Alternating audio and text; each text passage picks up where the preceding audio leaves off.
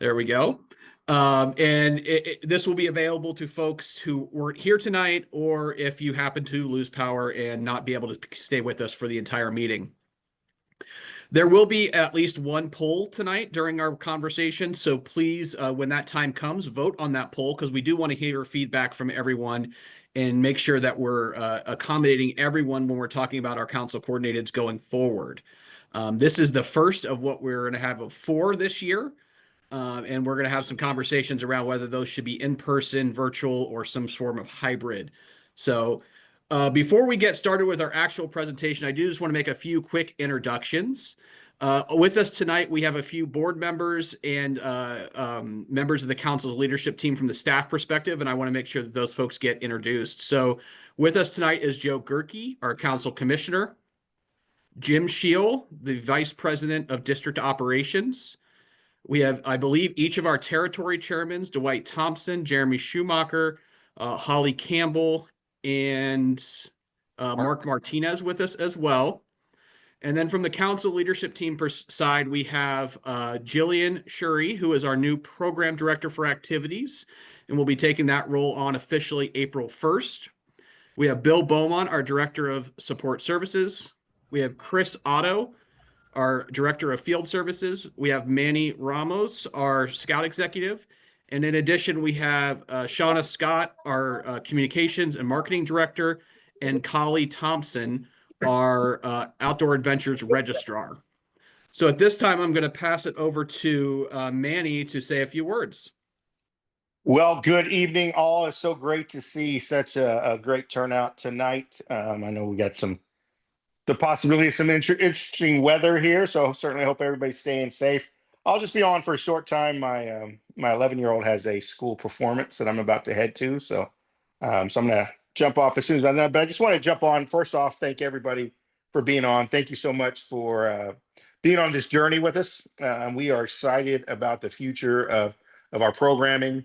And really working together with all the territories and all the districts and all our volunteers and all our staff to come up with to come up with a plan that will ensure, most importantly, great programs for our youth, that we have multiple opportunities for our young people to participate. As we look at, the needs of our young people today. It's so important that we have a unified plan and that we're sharing all that information out with as many of our volunteers as we can, because I know we want to provide the best possible programs we can, and uniformity, safe, and all the things that we think are important. So this has been an interesting journey for us for sure as we're getting to this point. Really appreciate everybody's input with what we've done to this point. Again, encourage the feedback after tonight with the poll or contacting Jillian or Bill or Josh to give us the feedback. But just super excited about the direction of the council, particularly on the programs. I mean, it's so neat to see so many young people participating in so many of our different activities, whether that's Klondikes or the Merit Badge Days or the fun days at camp, or the camporees that are coming up here in the next little bit. Just some really neat stuff happening all across the council. We look forward to supporting that. We thank you again for all your support to making sure that's happening, and look forward to seeing you all in person at an event or at the next coordinated meeting if that's what we do. But again, really appreciate everything you're doing, and I hope it's a great meeting tonight. Josh, back to you. Thanks so much, Manny. And thanks for the recommendation to take down the screen share while folks were talking and we were doing these introductions. Appreciate that. So I'm going to go back to sharing my screen now. Give me just a moment.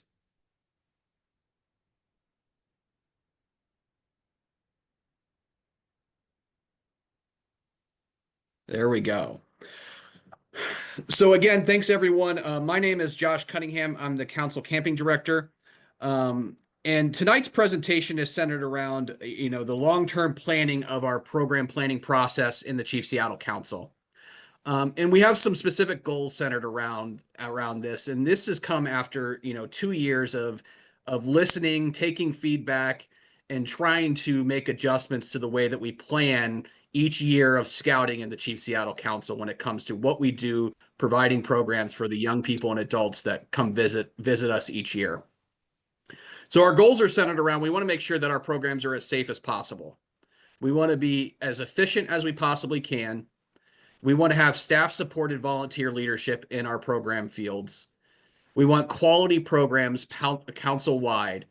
And then there's a number of other things, and that's an opportunity in the chat where you can say what else you might think that we should be trying to accomplish when it comes to programs within the Chief Seattle Council. So tonight, at various points, I do encourage you to use the chat function to ask questions.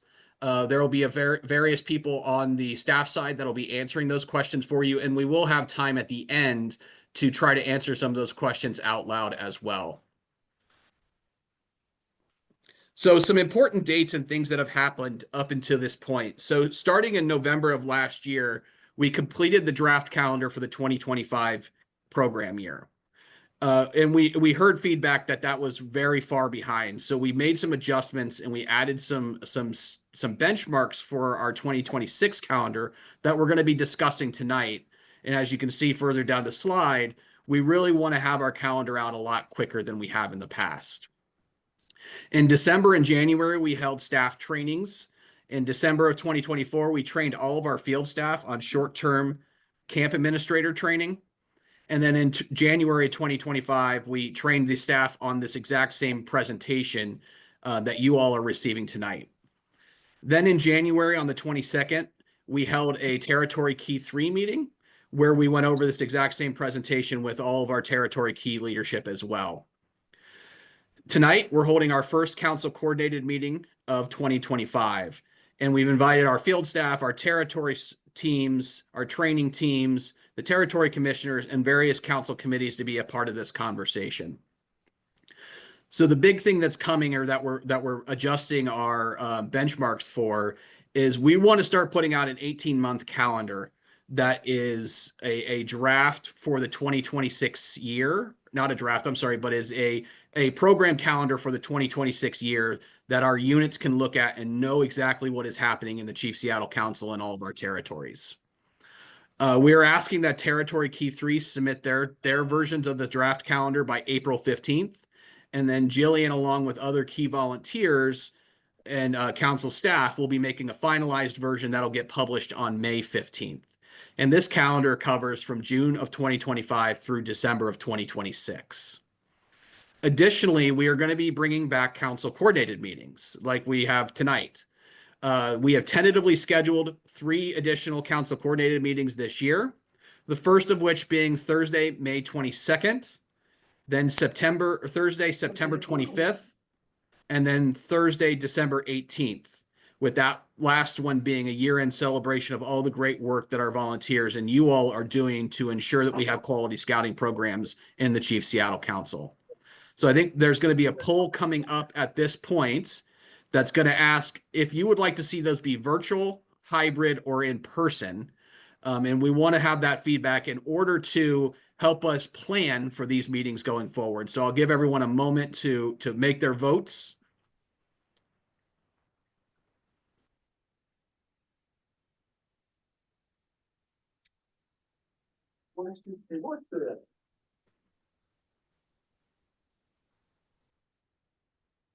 Awesome. We got everybody. Thank you. Thank you for participating in that poll, and that's going to help us plan for the next council coordinated meetings as we move forward. So at this point, I'm going to pass it over to Jillian, who's going to start talking about the event planning process in the Chief Seattle Council. Awesome. Hello, everybody. I'm so excited to be here with you all and to go over this event planning process.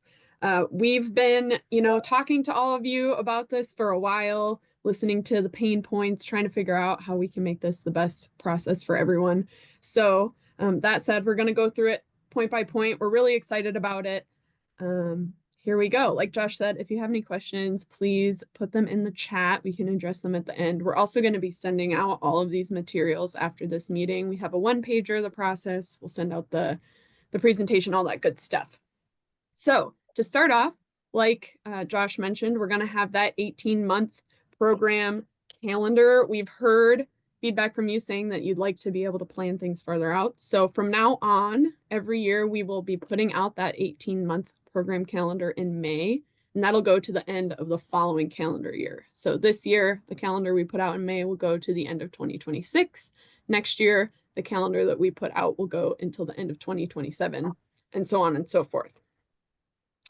Then the next step we've got here is the initiating the event planning. So whether that be an event that you've submitted as a part of that calendar or a new event, we are going to have that be initiated by someone involved in the event. That can be the staff advisor, that can be the program chair.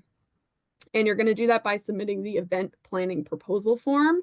We're going to mention a few forms and resources throughout this presentation. Those will all be located on a special page on the council website that Josh is going to show you later. So hang tight for that. But so the main part of this step is get submission in. It's very simple. It's just going to have things like the event objectives, target audience, budget estimates, proposed dates, if those are going to be different than those on the calendar. Then after that, the staff advisor is going to get that proposal form, and they're going to complete the event registration request form, which is an internal form. It's just a little bit more detailed than that proposal form. That will go to our Outdoor Adventures registration specialist, who from now on I'm just going to refer to as Collie because that's a much shorter name. So Collie's going to receive that form from myself or another staff advisor. They are going to then block off those dates in Tentaroo, which is our registration system. Awesome. Next step is going to be the event planning review meeting. That meeting is going to include the staff advisor, the program director, and the event chairperson. This is going to give that whole group a chance to review the activity planning guide, another really great resource that we've created and we'll share out with you. It'll give us a chance to answer any questions that anyone involved might have and make sure that we're just all on the same page moving forward. Then after that, we're going to have our big initial planning meeting. That's going to include all of those people I mentioned before, in addition to the camp director, if the event is being held at a council site, as well as the Outdoor Adventures registration specialist, Collie. And this event is going to have a set agenda of topics that we're going to want to cover. That's going to be facilities and program support needed, like what parts of camp need to be reserved, what program materials that are stored at the office are we going to need to access for that event. We're going to also make sure that we have completed all the assessments for short-term camp, filled out those forms to make sure that our events are going to be nice and safe. We're also going to establish our communication plan, which may be a little bit different than what you've been used to in the past. All communications from now on are going to go to registrants via our Tentaroo system, our registration system, and those are going to come through and be sent out by Collie. So at this meeting that we're talking about, this initial planning meeting, we'll plan out the welcome email, any reminder emails, when you would like to receive the rosters for your event, and how we will be handling refunds. We're also going to talk about the marketing plan, create the event logo, the flyer, any materials we want, and any materials that we want distributed via the council website or our social media. Budgeting and finance procedures, we're going to write out that budget based on those estimates that we have, but there will be a detailed template available to follow for that. So it should be pretty simple.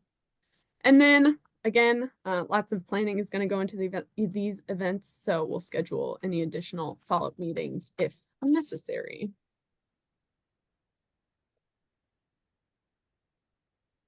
So after that big meeting where we cover all of those topics, everyone is going to have some tasks. Holly has quite a few. That will be to add the event to our event tracking form. This is an internal form, but Josh will be showing it to you later just so that you can see how things are working behind the scenes with us. Collie's also going to create the event in the registration system, Tentaroo, and add the event details to the council calendar if they're not already there. They most likely will be because of this lovely 18-month calendar that we've got going. And then once the event is live, Colley's going to notify everyone involved in that event that it is live via email and update that event tracking form that we mentioned. Lastly, Shauna has got some tasks to do as well.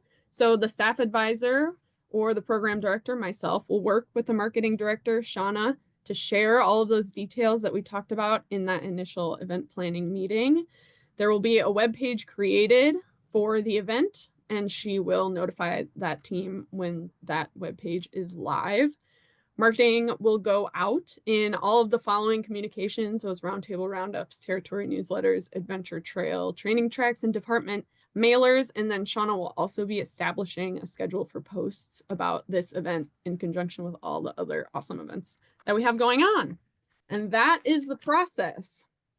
Again, we'll have that going out in a one-pager, and we'll have a really detailed event planning guide that everyone is going to have access to. Thank you, Jillian. Jillian, can I jump in with a few questions that have been? Yes. Yeah, go ahead, Bill. Awesome. Let me get up here. So Andy had a question. How long before an event will the event planning review meeting happen? How about the initial planning meetings? So the proposal will be submitted 180 days in advance, and then those planning meetings will happen between then and the start of the event. There's a really detailed backdating calendar in the event activities guide. Bill or Josh, do you remember off the top of the head? Yeah, we want to shoot for about 120 days, give or take, for these meetings to have taken place in that time frame. So 120 days before the event happens at a minimum.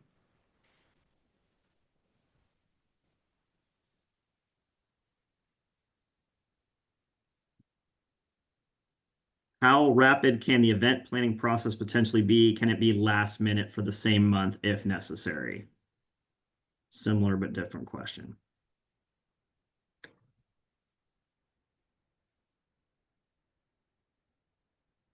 We ideally don't want that to be the case.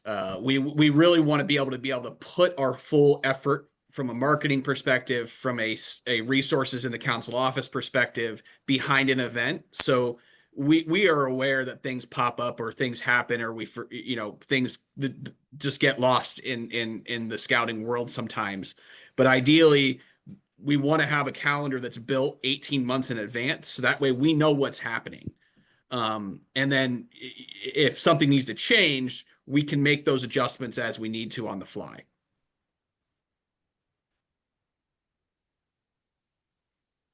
And then the other question that was on here on the side, and I can answer that one really quickly by Mark. Having used Blackpug and Tentrue, I found Blackpug much more useful and easy to use. Are we locked into Tentrue?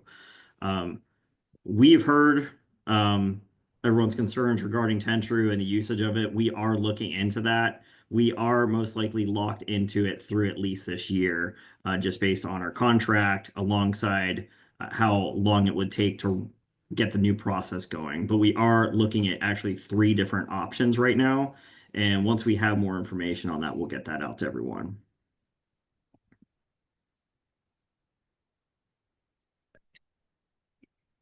And then Brian just asked, and I think this will come up later, what is the threshold for which requires Tentrue to be used?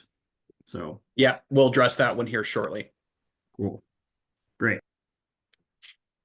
All right, so talking about some of the resources that we've built or that are available to make these processes easier. The event planning proposal form is the first, and I'm going to hopefully make this work. I'm going to click on this link here and be able to show you the form live here.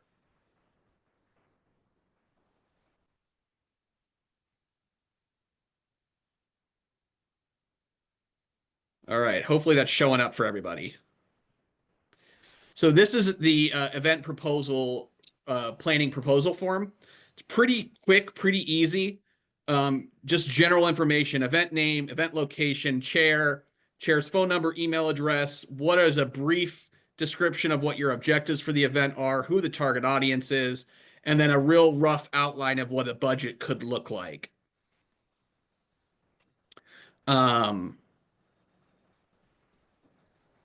And then finally, some proposed dates if they're different than what's on the council calendar already. If they're the same, you just put them in as that date. But this is to ensure that we don't have anything that's going to overlap or cause issues. Maybe the camp isn't available, things of that nature.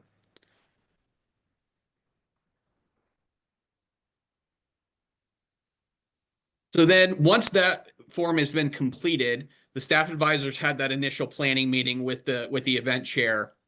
They will enter their details, those details that are discussed during that meeting, into the event registration request form. And some of you folks have already seen this because we've been having volunteers filling it out. But we are going to have the staff advisor filling this out going forward. So this is a little bit more detail, and this helps us to build the Tentaroo registration system for the event. So name of the event, start date, similar stuff from the last form. Who the secondary contact is going to be is a new one or a new added thing. Is this being held at a council camp? What camp? What facility specifically at the camp are you asking for? How can you register as an individual or as a group? Max number, minimum numbers, those types of things. How many adults? When do you want registration to start? When do you want registration to end? Fees. And then we get into more of the Tentaroo specific stuff down here toward the bottom, where we're asking for specifics on the individuals that are registering. And that'll help you as an event chair know, okay, I need how many campsites because of gender breakdowns and various other things like that. It also helps you gather food allergy details and t-shirt sizes if your event's giving a t-shirt away, and rank and unit positions and all that kind of stuff. BSA ID is one that you can select here as well. Same information collected for adults. And then is there any documentation that you need Kali to be sending out through Tentaroo?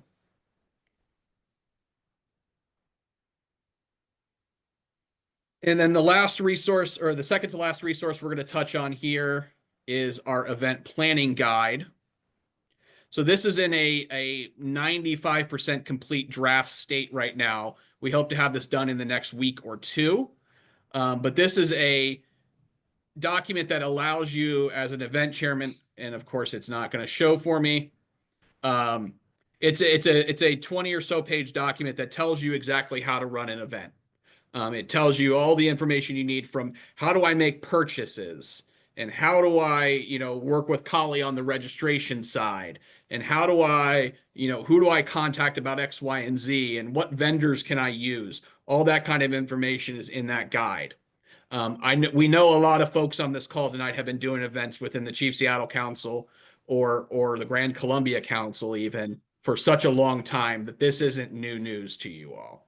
But we wanted to have a resource available, especially for new folks, that this is their first time running an event. So that way they've got all the information they need, but then also a nice refresher for folks that have been running events for a long time.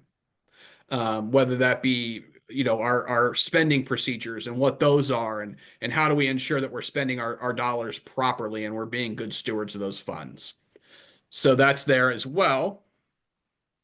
And then the last resource, and I'm going to try to pull that up here in just a moment, is our the event tracking, which is a staff-centered, it helps Kali with the systems that we're utilizing to keep track of where we are. And it's an internal document or an internal spreadsheet that several folks have access to. And it says, is the event ready to go live on the website? Is the event already on the calendar? What marketing materials are out there? What are the links that we need to post in various different locations, whether that be social media or on the council calendar? All that kind of stuff is tracked on that document as well. So I'll pull that up later on in the show, or once our slideshow is over, so you all can see that as well. All of these resources are going to be living on a new page within the Chief Seattle Council webpage. So scoutingseattle.org/resources. There is a box right here that you can see highlighted or circled in a highlighter color that is the event planning resources. And all of our documents and all of our links will be living on that page here in the next several days. So that is going to be available to folks very, very soon.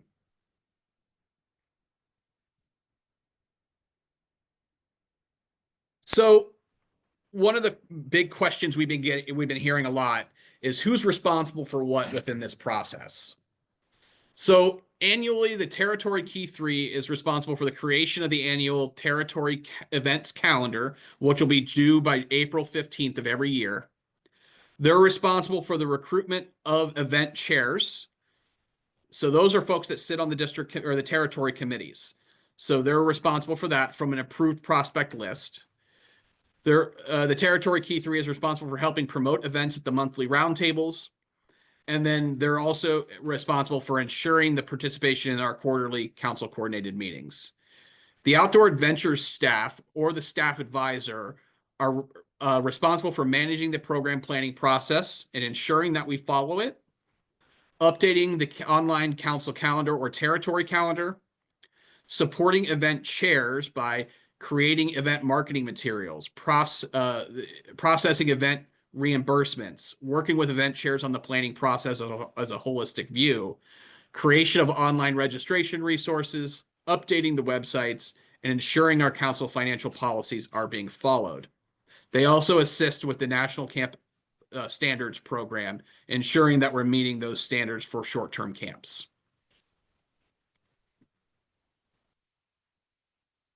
So things that we must do as part of events in the Chief Seattle Council. First and foremost, we want to make sure that we're providing safe programs for everyone that's attending. We want to make sure and ensure that we're following our event planning process. This process is intended to be a way to ensure that we are utilizing our resources in an effective way and that we're providing quality at all of our programs. All events that collect personal information or collect money must use the Chief Seattle Council registration platform, which is currently Tentaroo. Every event must have an event chairman. We must follow all of our council financial procedures, and we must follow all short-term camp standards. And I haven't been paying attention, but I am going to pause for a moment and see if there were any questions that we need to stop for at the moment. Josh, one that came through is, can we put together a list of what council resources are? For example, does the council have tomahawks, BB guns, rope, etc.?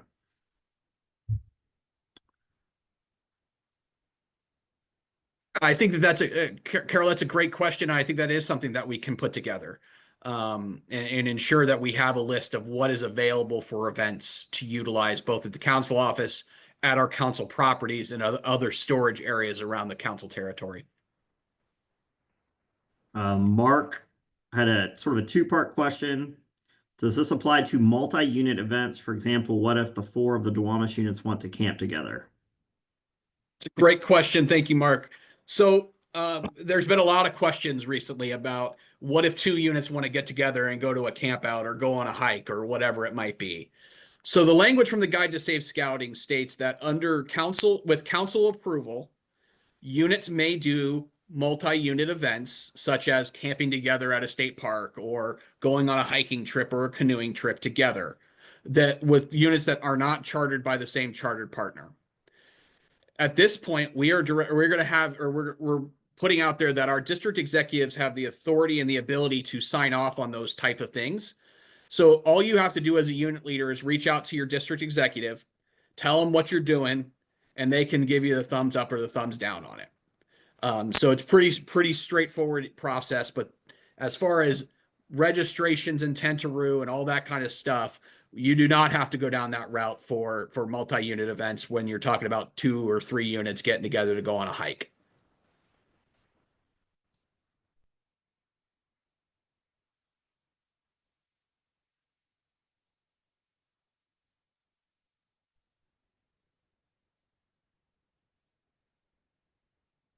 Josh, I think you're good on that. Okay. Yep. I was just trying to catch up on the chat real quick.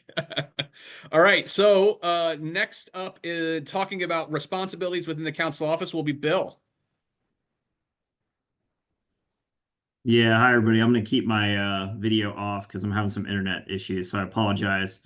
So we've heard a lot of individuals asking who's doing what within Chief Seattle Council. And so this will be shared on the resource page. But very quickly, we're going to run through a couple key individuals just so you're aware of what they're doing and what their roles are. So you'll see on there, Josh Cunningham is the council camping director. His key roles are really summer camp programs and rentals from an operations standpoint. And you'll also see the committees that he is a part of through that list. Jillian, who is going to be officially starting as program director. Congratulations, Jillian, April 1st. It's not an April Fool's joke. She is going to be operating our training committee as staff advisor, member of the outdoor programs team, camp promotions, or member of camp promotions, outdoor programs, coping, climbing, and range and target activities. And then she will oversee all the council Klondikes, camporees, day camp, Webelos Woods, NYLT, Wood Badge, Wilderness First Aid, IOLS Blue, and program training conference, alongside work to create that annual council calendar that Josh and Jillian spoke of.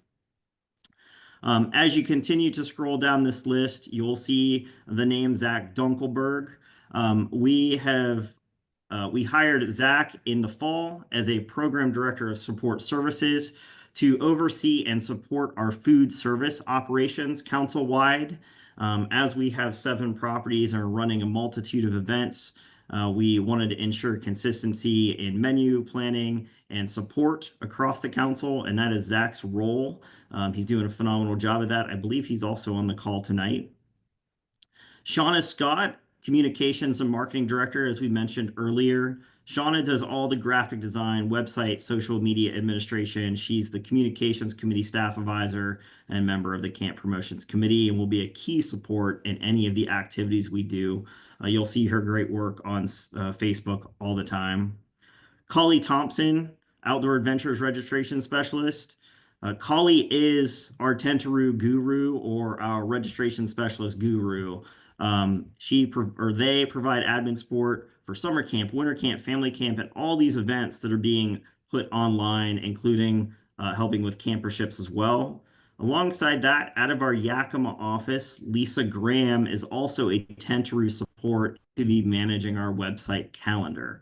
So all of those events that get plugged into the calendar will be Lisa editing those on a weekly basis or wherever event comes about.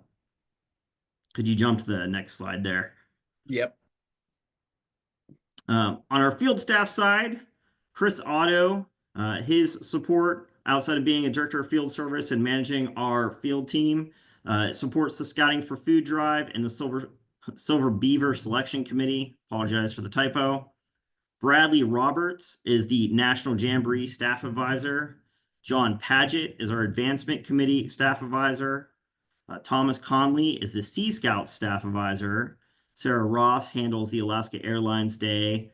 And then all of our territory staff handle non-short-term camps.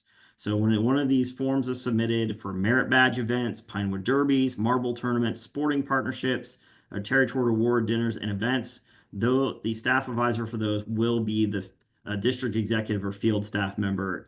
All of these will be listed on that resource page alongside in the events planning handbook, another resource. And if you ever have questions, you can reach out directly to us. But hopefully that helps from a staffing perspective to know who's doing what and supporting what event to make sure we have great events for our kids. Perfect.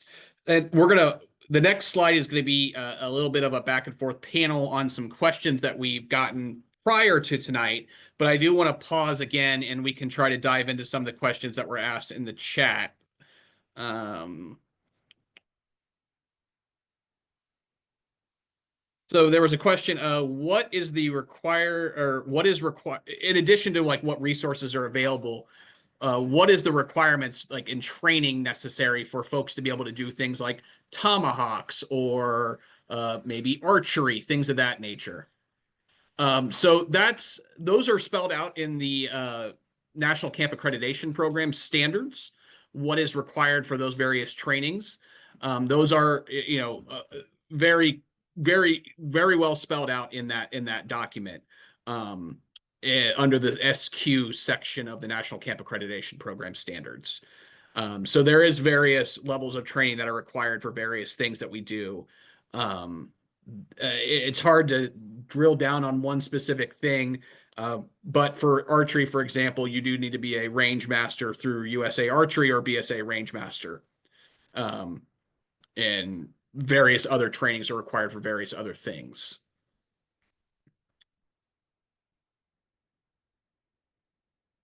When it comes to personal information, is there a national or council policy that describes what constitute personal information?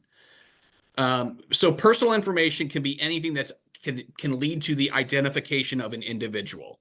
So that could be their name, their email address, their phone number, their physical address, anything that you're collecting in a database that could be used to identify a person.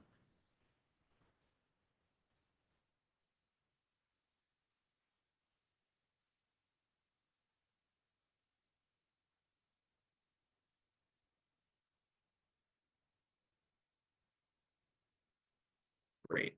All right, I'm going to jump to the next slide, and we're going to have a little bit of a panel conversation with Bill and Jillian. So these are some questions that we had received prior to tonight. So the first question is for Bill. So we've already set up our own registration. Can't we just use that? The answer to that one is, in order for us to ensure the privacy and ensure that we are having proper communication channels with our customers, that is a no. We're going to continue to use our registration system, which is currently Tentaroo, to manage all online registrations for events. Great. Thanks, Bill. Jillian, can we set up a refund policy for our event? So all of our events will use the council's standard refund policy. We will be sharing that out with everybody in the follow-up email, and I believe we'll add it to the resources page as well. Yeah. All right. Hey, Bill, can I get access to check on my event? We can definitely get everyone information for their event for the what registrations have come in. For example, right now we send out for NYLT a weekly report or a bi-weekly report of what those registrations look like, so you know where you're at and you can purchase supplies, ensure that good communication is going out and things of that sort. And that will be provided by the staff advisor or can be provided by Kali or Lisa Graham. Thank you. Also, Bill, what is the 10% administrative fee? Also, what is the 10% contingency fee? Yeah, so those are two different fees that you'll see on your budget as you're trying to create them. The 10% administrative fee helps to cover the unseen costs of operating programs throughout Chief Seattle Council. So Tentaroo, for instance, the registration platform that we use, alongside in some cases, staff members doing copies or those types of things with inside that office. It's an administrative support fee of 10%. The contingency fee is different. That allows us to have a plan or a backup in case something fails within the planning process. Let's say, for instance, there's a program item that you've last second figured out that we need to purchase for the event. That allows us to have those funds available to purchase if we find out last second, or that our participation in the event was lower than anticipated. Helps to cover some of those costs that may come from that event itself. Thank you. Jillian, can I communicate with registrants? Yeah, so as I briefly mentioned before, all of our communications for events will be going out via Tentaroo. This is for a few reasons. One, we want to make sure that we're utilizing consistent communication avenues and language. We don't want anybody to be unsure where things are coming from, and we want to make sure we're all on the same page. And as well as we want to protect the privacy of our registrants. So Kali is really, really awesome to work with, really easy to work with. If there is something that you need to add to your communications that we're sending out, you can get in touch with Kali or your staff advisor, and we will make sure that that happens. Great. Jillian, which events do I have to charge $30 for registration for and why? Yeah. So a little bit of background on this first. The priorities for our events are that they're safe, high quality, consistent, and sustainable. And we've implemented this $30 fee as a starting point to ensure that we meet those priorities at certain events. There will be a detailed list of those events that do require that $30 fee in that guidebook that we have kept mentioning. We found that that $30 fee is a pretty average fee to charge for councils in this area. But of course, we will be continuing to evaluate this as things continue to change. And, how can I apply for a campership for an event? Yes. Bill? Yeah. So under seattlebsa.org, under outdoor adventures, if you scroll to the bottom of the page, is a quick form for a campership that can be filled out, and it goes directly to Collie, and they are able to process that as quick as possible. That applies to all events in which a youth would participate in, including things like camporees, Klondikes, and summer camp, day camp of that sort. The only thing the camperships do not apply to are something like a national jamboree or a the NOAC with the Order of the Arrow. Perfect. And then our last question that we had before, and then we'll dive into some more that are in the chat. Jillian, can I use the surplus from my event to buy new supplies and equipment? This is something that we are hoping to address while we're building that budget in the initial planning meeting. In that planning meeting, we're going to discuss what supplies we need that we don't already have access to. And if there are supplies that we need to purchase the event, we will work those into the budget on the front end, but we're not going to be doing that on the back end. The council operates over 100 events and activities that range in surplus and deficits across the council. And because of this, the surplus in some events helps to cover the deficit in others. So we will not be using budget surpluses to purchase additional supplies after the event has happened.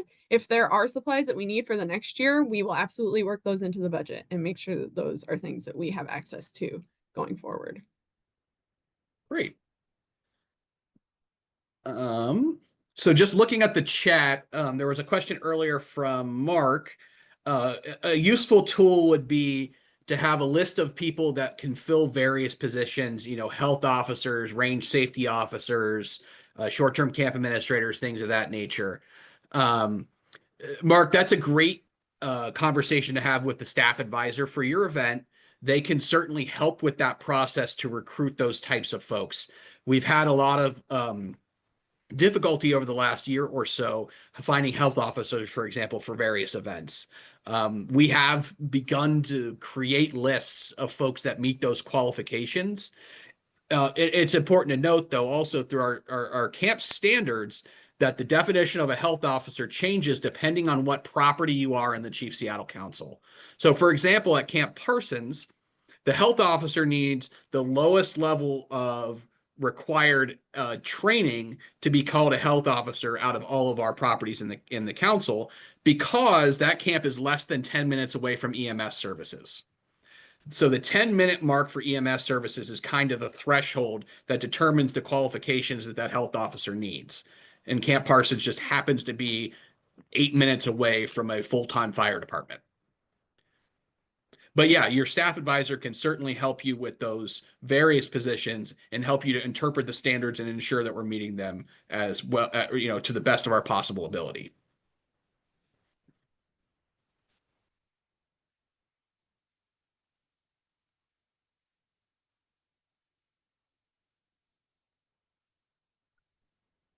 Janice asked, Trying to catch it. Oh, go ahead, Bill. Sorry, I was trying to catch up on the chat. yeah, that's what I'm doing. Janice asked a question regarding camperships for adults. Our campership fund is primarily used for youth.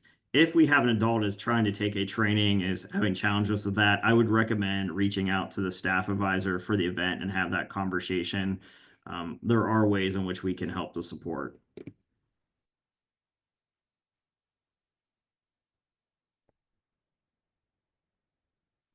Perfect.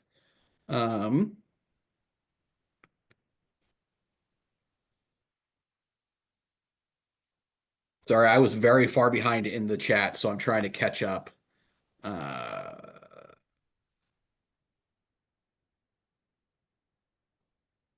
So there was a question about, can we limit what units participate, or can we have early signups for specific units? Our goal is to ensure that our programs are open and accessible to all units within the Chief Seattle Council. So we don't specify what units from what areas can attend specific events. There are events out there that, utilize the name Peninsula's Territory Klondike Derby, for example. But that event is open to anyone in the Chief Seattle Council and beyond. That event specifically has folks from Pacific Harbors come to it, for example. So we really don't want to limit the units that can participate in events. We want to make sure that every kid in the council has an opportunity to attend an event within our council throughout our calendar year.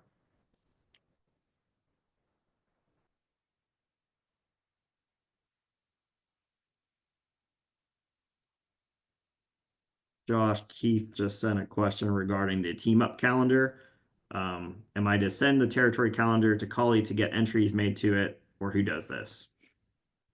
Yeah, so Keith, you can send that calendar to Jillian and myself, and we will be the folks building the council calendar going forward. We are going to limit that to a staff function from here on. So those calendars can be submitted at any point when they're ready between now and April 15th. We will compile all of those territory calendars together and build the council calendar.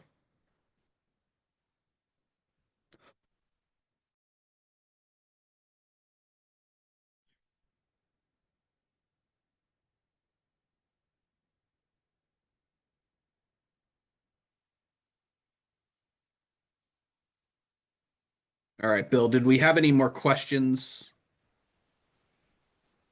No. not Okay. on here. And we'll go through these again. If we haven't answered something, we'll make sure they're addressed or put into the FAQ on the website.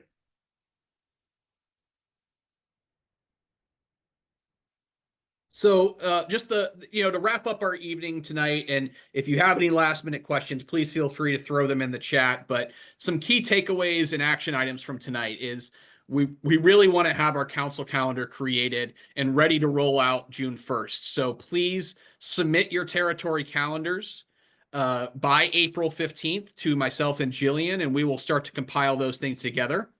I know some territories have already gone down this route and have their calendar ready to go, and that's great.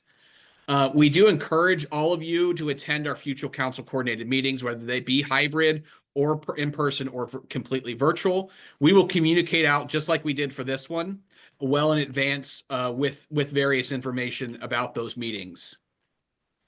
If you have questions or comments and you need to provide feedback, we will be sending an email out following this meeting tonight with the resources we talked about, all of the pieces of collateral that we've created to help this process be more streamlined. We will be providing all of those out.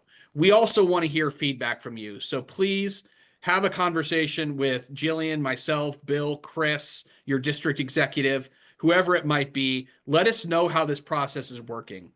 We want to make this as easy as we can for everyone. And that's really our goal with this whole process. We've been listening for 2 years and have been making adjustments and getting to a point where we were ready to roll something out. So please share feedback with us, whether that be through an email, a phone call, or a personal conversation. If you have questions or any additional comments, again, please follow up with us and we will get back to you as quickly as we can with answers or more information as necessary. We are here to support you all, and we want to make sure that we have successful events in the Chief Seattle Council. And the only way we're going to do that is through a great staff and volunteer partnership. So please, please, please provide us with the feedback, and we will keep listening and keep making adjustments as we move. So with that, that's all we had for the evening. We thank everyone for being with us tonight. Let us know if there's anything that you need, and we will see you all again on May 22nd at our next council coordinated meeting.